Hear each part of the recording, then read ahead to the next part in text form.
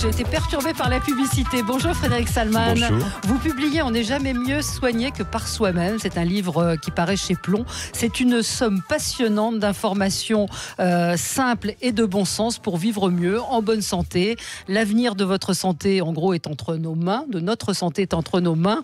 En gros, il vaut mieux prévenir que guérir. Et vous abordez des sujets qui nous intéressent et nous préoccupent tous. Maigrir, bien dormir, avoir une sexualité satisfaisante, rester en bonne santé et à l'abri des microbes, rester jeune.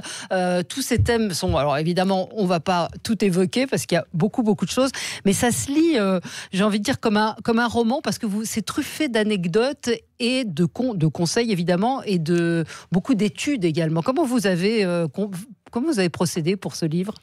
Comment vous faites ? Toute l'année, vous regardez tout ce qui paraît ? Mes sources sont très simples. Tous les jours, je passe 1 heure sur une base de données qui s'appelle PubMed, qui recense toutes les études scientifiques sorties dans le monde. Je peux dire qu'il y en a des centaines tous les jours. Et chaque fois que je vois quelque chose où je sens qu'il y a vraiment une info qui peut être utile, pratique au quotidien, je la mets de côté. Souvent, j'appelle l'équipe qui a fait ces travaux pour discuter avec eux. Je me fais attention au décalage horaire parce que la plupart sont aux États-Unis. Et à ce moment-là, je prends des notes. Et quand j'ai suffisamment d'infos, je publie un livre. Dans ce livre, les dernières études que j'ai incluses sont sorties en fin décembre 2019, donc c'est récent. Très actualisé. Et elles portaient sur le jeûne séquentiel.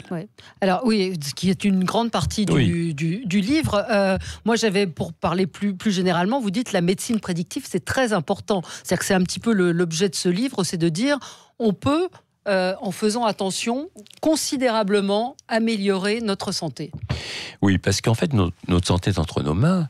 Si on connaît un certain nombre d'éléments pour repérer les petites choses qui ne vont pas très vite et pour pouvoir mettre dans son jeu les meilleures habitudes, on va gagner 10-20 ans d'espérance de vie en bonne santé. C'est pas seulement de vivre très longtemps, c'est de vivre en bonne santé, ce qui change tout. Oui. Alors, est-ce que, autre question plus générale, on n'est pas tous égaux, on n'a pas tous la même génétique. Donc, est-ce que ces conseils que vous donnez s'appliquent à tout le monde ? C'est-à-dire quelqu'un qui est déjà un peu malade, parce qu'en gros, les conseils, on va dire en très très gros, après je conseille vraiment de lire le livre parce qu'il y a des choses extrêmement précises, vous donnez beaucoup de recettes, mais faire du sport, une bonne alimentation et bien dormir, c'est les 3 clés pour...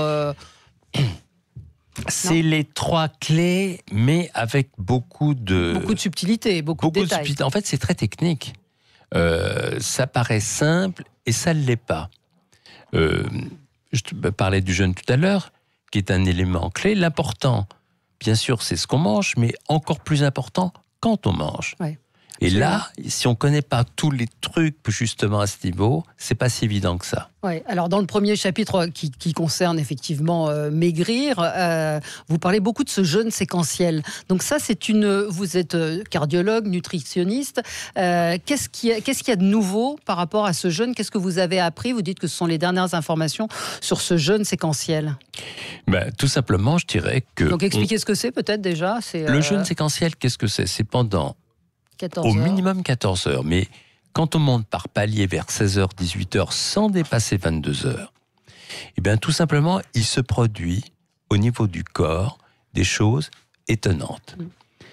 Par exemple, on va faire chuter l'inflammation, qui est la porte d'entrée de toutes les maladies. En plus, ça donne un ventre plat, c'est plus élégant. On booste l'immunité. C'est ce qui permet d'éliminer les virus, les cellules cancéreuses qu'on fabrique tous les jours, les toxiques. Tout ça, ça s'élimine. C'est utile. D'ailleurs, un prix Nobel, il y a 2 ans, a découvert justement l'efficacité du jeûne pour booster ce qu'il appelle l'autophagie. C'est une sorte de détox express, de purification de l'intérieur, et en même temps, on renforce son ADN. Donc, en définitive, on booste l'immunité, on chute l'inflammation, on va sécréter l'hormone de croissance jusqu'à 3000%, qui est une hormone anti-vieillissement. Et en plus, on stimule une autre hormone qui permet de penser plus rapide, plus vite, une meilleure mémoire et de bonne humeur. Donc c'est spectaculaire. Sauf qu'il faut le faire de façon assez organisée, c'est-à-dire qu'il ne faut pas se priver.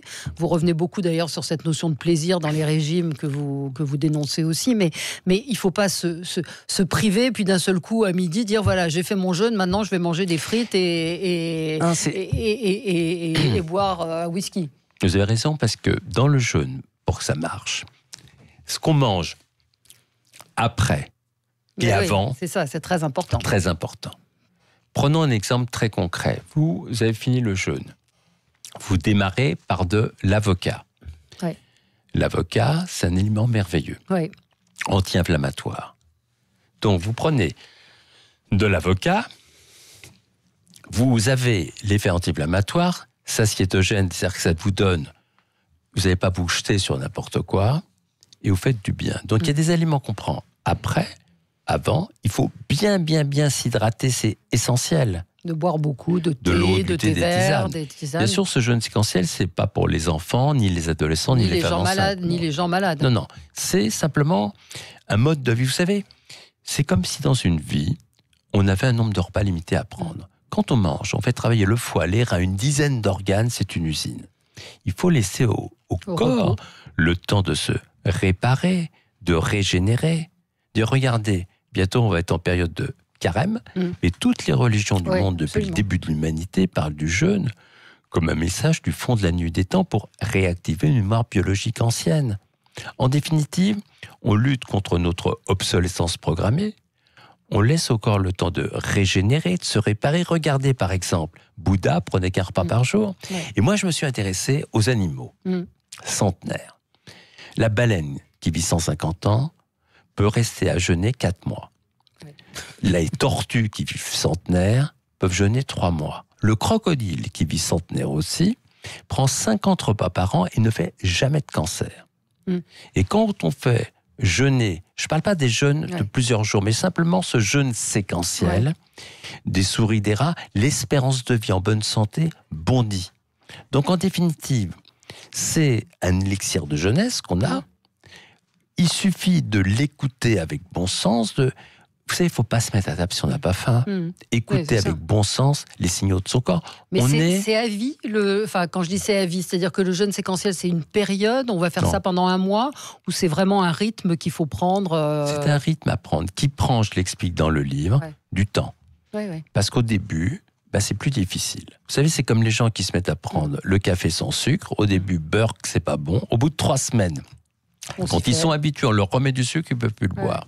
Et c'est pour ça que Donc le petit déjeuner, c'est le repas, vous le dites dans le livre, qui est le plus simple à sauter globalement. Donc ça veut dire que plus jamais de croissants, de petits pains au chocolat. Vous répondez à la question dans le livre. C'est très simple. Choisir, faire sauter le repas qui nous semble le plus facile pour soi.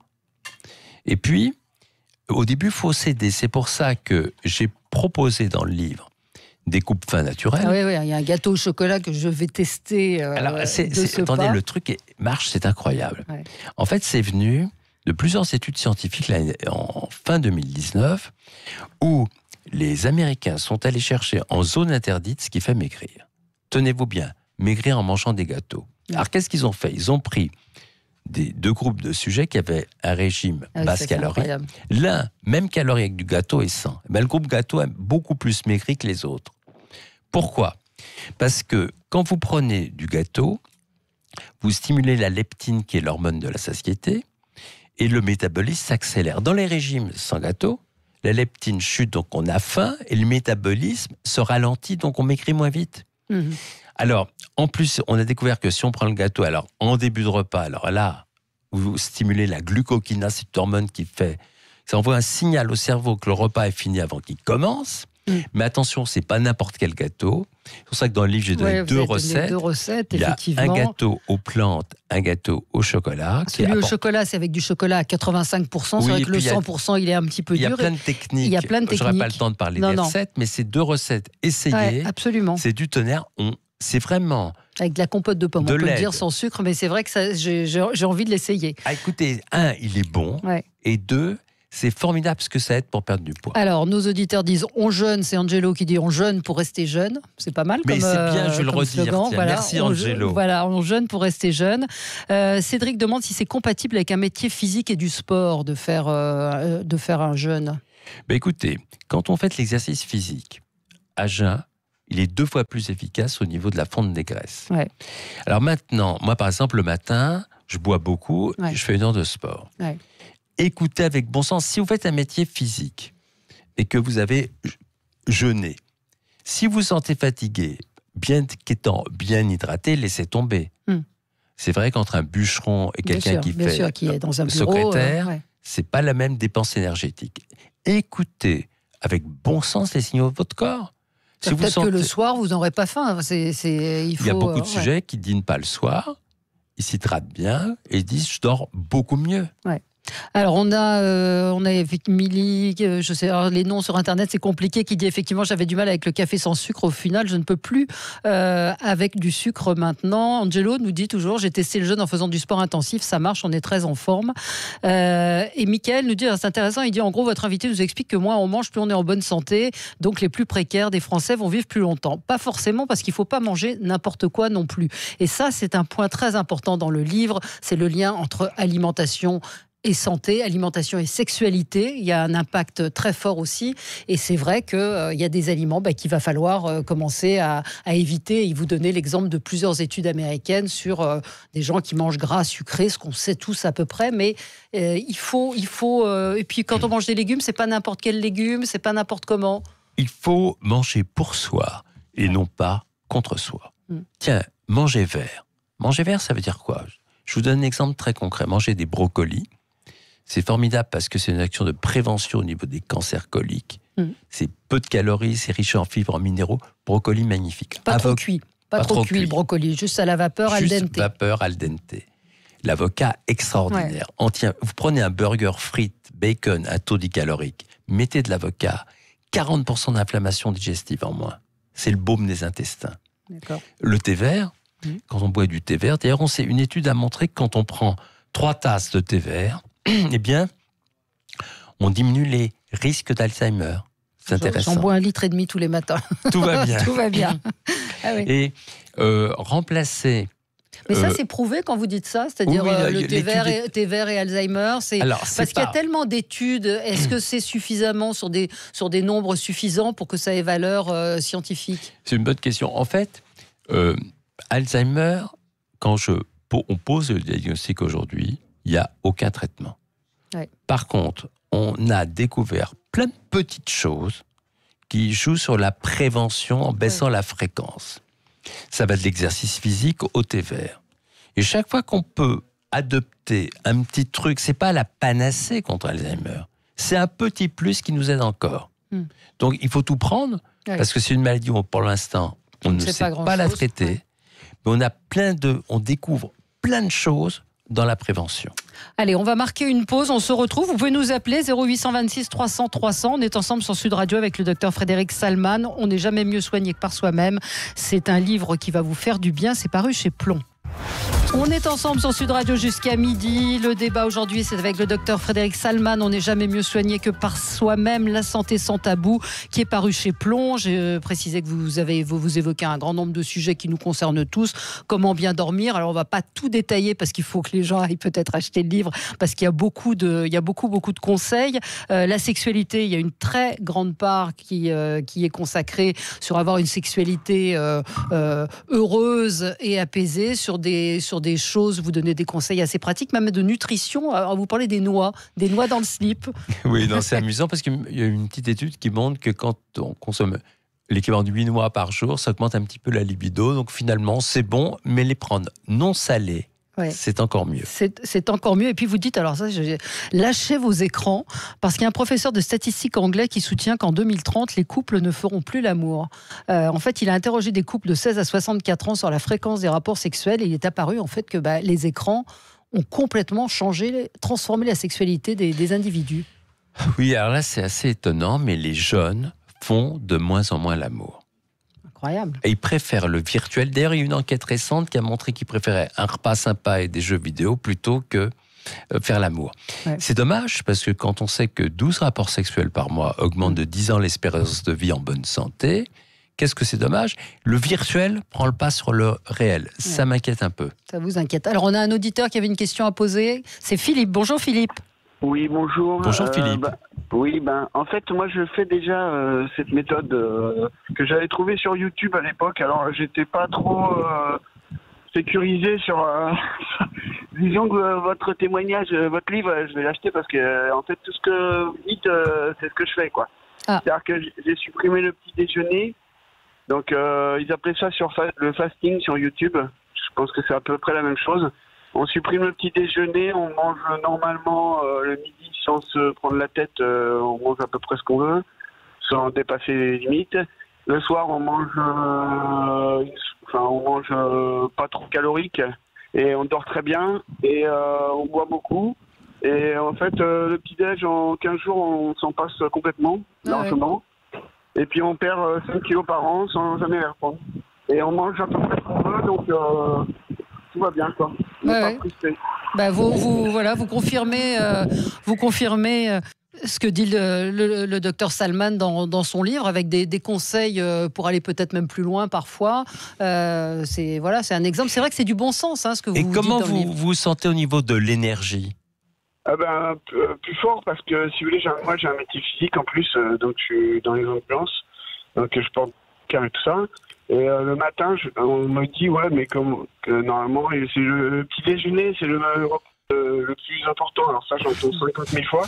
Et en fait, je me dis, non, pas du tout. Le repas le plus important pour moi, c'est le midi. Ouais. Puisqu'en fait, c'est au milieu de la journée, je recharge mes calories. Et puis voilà, après, je déroule tranquillement vers le soir et tout va bien. Et même, je fais des footings le matin. Et alors là, c'est vraiment, je confirme totalement. Par exemple, maintenant, je fais des footings sans déjeuner. Et je me sens nickel, quoi. C'est vrai que nettoyer, quoi. C'est vrai que ça va à l'encontre des idées reçues où il faut manger pour avoir de l'énergie. C'est vraiment ce que vous dites est assez étonnant. Alors, vous faites beaucoup rire nos auditeurs avec 12 rapports par mois. Il y a un auditeur qui me dit, alors moi je suis au clergé depuis longtemps, donc je lance un SOS. Donc voilà, il y a plein de petits smileys de gens que ça fait sourire. Dans le livre, il y a beaucoup de choses. Encore une fois, on ne peut pas tout évoquer. Vous parlez des médecines du monde. Et puis, des microbes. Alors, vous mettez en garde contre une mode qui est celle de l'épilation intégrale pour les femmes, des jeans trop serrés, des choses comme ça qui sont... S'augmenter vulvovaginite. Ouais. Dommage. Donc ça c'est très mauvais pour la santé. Oui, parce que ça provoque de la macération. Et donc, il vaut mieux garder les poils et pas serrer le jean au moins. Ouais. Et ça diminue ces facteurs inflammatoires. Ouais. Vous revenez également dans les idées reçues sur les 10 000 pas. Alors ça, j'ai découvert, parce que comme une abrutie, comme tout le monde, j'ai mon compteur de pas. Mais moi aussi. Et puis je me suis dit, mais d'où ça vient cette histoire? Voilà, on nous dit qu'il faut marcher 10 000 pas pour être en bonne santé. C'était au moment des JO. Il y a une entreprise qui, pour le marketing, a lancé un podomètre en appelant 10 000 pas. C'était une idée commerciale d'enfer. Et je dis, est-ce qu'il y a une étude? Non, il n'y a rien. C'est parce que ça sonne bien. Voilà. Donc je me suis dit quand même, c'est strange. Et en fait, la seule étude que j'ai trouvée, c'est qui montre que 4400 pas, on a un effet bénéfique. Bon, ceci dit, les pas, c'est l'essentiel. C'est pas l'essentiel. Ce qui compte, c'est de faire 30 minutes sans s'arrêter tous les jours, parce que les 20 premières minutes ont brûlé le sucre. Après, il y a l'effet bénéfique. Ouais, et donc il faut, vous le dites aussi, quand on fait de l'exercice, même qu'on marche, avoir plusieurs séquences un petit peu plus rapides pour faire fonctionner le cœur. Des petits shots, une minute plus fort. Ouais. Et là, franchement, on sent en plus un bien-être puisqu'on libère des endorphines. C'est les hormones du bonheur. Vous dites à un moment, et vous allez me dire, dis-moi comment tu marches, je te dirai qui tu es. Oui, parce que on s'est aperçu que, par exemple, quand un homme marche à toute petite foulée, il a 2 fois plus de problèmes d'érection. On va commencer à regarder les gens dans la rue. Regardez la démarche, vous pourrez faire votre choix. Voilà, il y a plein de petites choses comme ça. Alors, vous suivrez peut-être pas tout, mais en tout cas, c'est un coup de booster, ce livre, parce que vous vous dites, finalement, il y a plein de choses que je pourrais faire qui sont pas si difficiles. Alors, c'est vrai qu'après, vous l'évoquez sur la pratique du sport, on se dit, à quoi bon, je m'y mettrai demain, etc. Mais Il y a plein de choses qu'on peut faire et ne pas se décourager aussi. Oui, moi, ce qui me fait plaisir, c'est que quand je rencontre des personnes qui ont lu ce livre, tous changent quelque chose dans leur vie. Absolument. Et ça me fait plaisir parce qu'en tant que médecin, la prévention, c'est formidable, mais si c'est pas suivi, ça ne sert à rien. Ouais, c'est un mode d'emploi pour facilement changer son mode de vie et se sentir mieux au quotidien. Ouais. J'étais très heureux d'entendre le témoignage de cet auditeur qui dit « j'ai plus d'énergie, je me sens mieux ». Bon, ça, il a changé une habitude de vie, il prend moins de repas, ce qui est formidable, il économise son organisme et il durera plus longtemps. On a Anne qui nous dit après cette émission, j'ai envie d'un bon steak frites ou d'un McDo. Mais c'est pas interdit. Vous dites justement à propos des régimes, la frustration est la pire des choses. Ah non, mais si vous avez envie, allez-y. Ouais. Mais alors, vous avez envie d'un McDo ou d'un steak frites. Écoutez, prenez un avocat avec. Ça baissera l'inflammation. Ça va adoucir l'ensemble.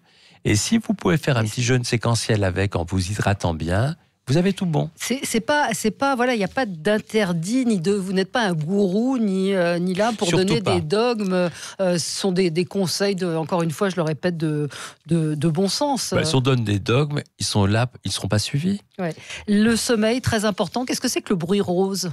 Le bruit rose, c'est simple. Vous savez, il faut trouver toutes les petites choses. Et il y en a plein pour dormir naturellement. Par les somnifères, c'est pas bon pour la santé. Donc, bruit rose, c'est le bruit, par exemple, d'une cascade. De l'eau. Il y a des gens qui s'endorment comme des bébés avec ce bruit. On le trouve sur Internet. Faites le test. C'est un bruit très doux, mais qui a une capacité d'endormissement. Donc on va essayer le bruit rose, mais je suis sûre qu'effectivement vous changerez. Alors moi j'ai découvert aussi le syndrome du fried rice. Il m'arrivait moi de faire du riz et de le laisser sur le comptoir, et en fait c'est dangereux. Oui, alors là, franchement, pour le riz ou les pâtes, il y a un étudiant qui est mort. Il avait mangé des pâtes qui dataient d'il y a 5 jours. Qu'est-ce qui se passe ?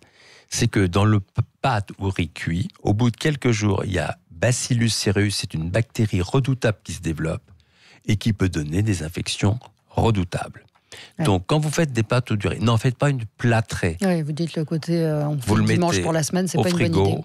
Vous le réchauffez à fond éventuellement le lendemain et on s'arrête là. Mais sinon, ça va devenir un bouillon de culture qui n'est pas bon du tout. Et aux États-Unis, ils appellent ça le syndrome du fried rice, du riz frit, parce qu'ils ont énormément de gens qui tombent malades en ayant mangé du vieux riz. Ouais. Bon, donc arrangez votre cuisine et puis en fait vous n'avez rien inventé puisque tout était dans les 10 commandements. Oui. C'est la fin du bouquin et c'est assez amusant. C'est étonnant parce que j'ai relu les 10 commandements, je dis bon sang, on nous a donné il y a des milliers d'années, en fait, tout pour être en bonne santé. Et comme Champollion, j'ai décrypté ces 10 commandements avec l'éclairage de la santé. Ouais. Passionnant. C'est passionnant. Non, mais c'est un livre franchement passionnant qui vous fera changer, je pense, peut-être pas des grandes choses, mais des petites choses. Les cartes de crédit qui sont par exemple à microbes. Vous évoquez plein de sujets. C'est la santé sans tabou et c'est vraiment sans tabou. On n'a pas évoqué la sexualité parce que vous rentrez vraiment dans le détail. Oui, je suis plus à l'aise si on le lit que si on en parle parce que je risque de rougir un petit peu comme la couleur de Sud Radio. Voilà, on n'est jamais mieux soigné que par soi-même. Docteur Frédéric Salman, c'est paru chez Plomb et c'est une mine d'informations. Merci beaucoup d'être passé par Sud Radio. Merci à vous.